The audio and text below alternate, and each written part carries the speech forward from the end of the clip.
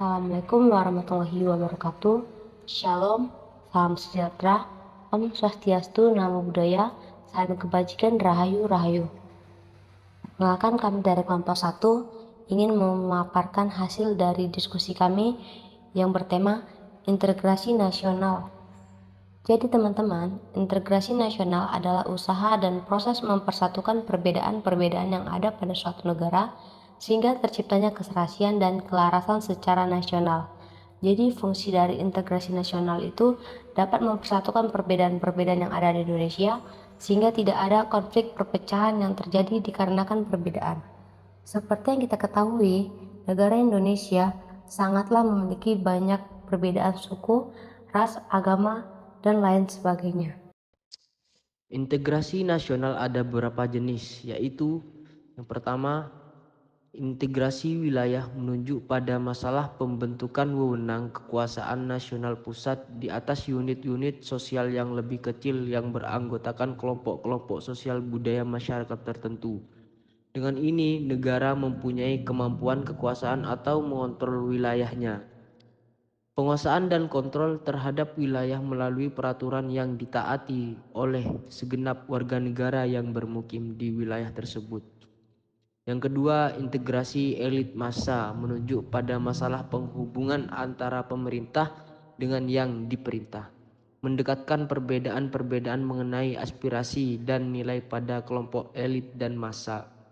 Yang ketiga, integrasi nilai menunjuk pada adanya konsensus terhadap nilai yang minimum yang diperlukan dalam memelihara tertib sosial.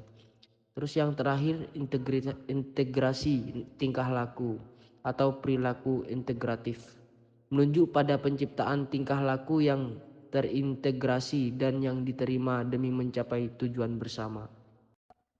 Dinamika dan tantangan integrasi nasional. Dinamika dan tantangan integrasi nasional pada masa Orde Lama.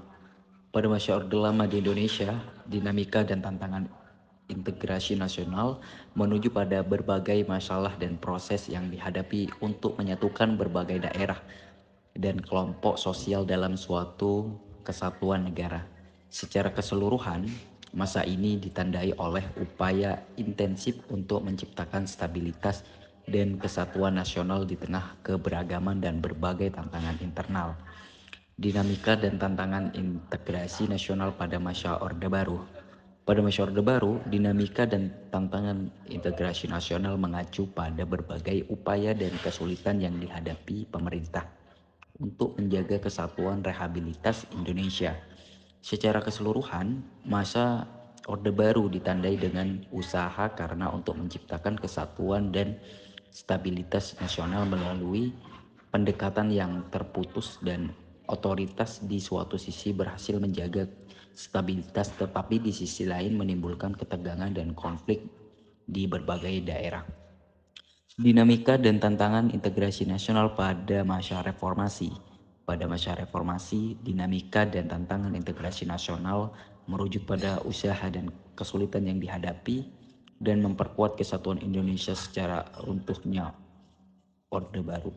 Secara keseluruhan, masa reformasi ditandai oleh upaya kolaboratif antara pemerintah dan masyarakat untuk menciptakan stabilitas sosial yang kuat. Hubungan identitas nasional dan integrasi nasional. Identitas nasional dan integrasi nasional memiliki hubungan yang erat dan saling memperkuat satu sama lain. Identitas nasional memberikan fondasi psikologis dan kultural yang diperlukan untuk integrasi nasional. Sementara proses integrasi nasional memperkuat dan mempertahankan identitas nasional dengan menciptakan masyarakat yang harmonis dan bersatu. Studi kasus. Studi kasus disintegrasi di Indonesia mencakup berbagai konflik separatis yang terjadi di beberapa wilayah antara lain 1. Timor Timur. Sebelumnya merupakan provinsi ke-27 Indonesia. Timor Timur mengalami konflik panjang antara pemerintah Indonesia dan kelompok separatis Fretilin. Dalam kurung, Revolutionary Front for an Independent East Timor. Setelah intervensi internasional dan referendum yang diawali PBB pada tahun 1999, mayoritas penduduk memilih merdeka dan Timor Timur menjadi negara merdeka pada 20 Mei 2002 dengan nama Timor Leste. 2. Organisasi Papua Merdeka (OPM). Di Papua, OPM telah lama memperjuangkan kemerdekaan dari Indonesia sejak 1960-an. Konflik ini didorong oleh ketidakpuasan terhadap pemerintahan pusat, pelanggaran hak asasi manusia, dan ketimpangan ekonomi. Pemerintah Indonesia telah berupaya meredam konflik ini melalui pendekatan keamanan dan otonomi khusus, namun ketegangan tetap tinggi. 3. Gerakan Aceh Merdeka (GAM). Di Aceh, GAM memulai pemberontakan pada tahun 1976, menuntut kemerdekaan dari Indonesia. Konflik ini berlangsung selama beberapa dekade dan menyebabkan banyak korban jiwa. Perjanjian Damai Helsinki pada tahun 2005 mengakhiri konflik dengan GAM dibubarkan dan Aceh diberikan otonomi khusus.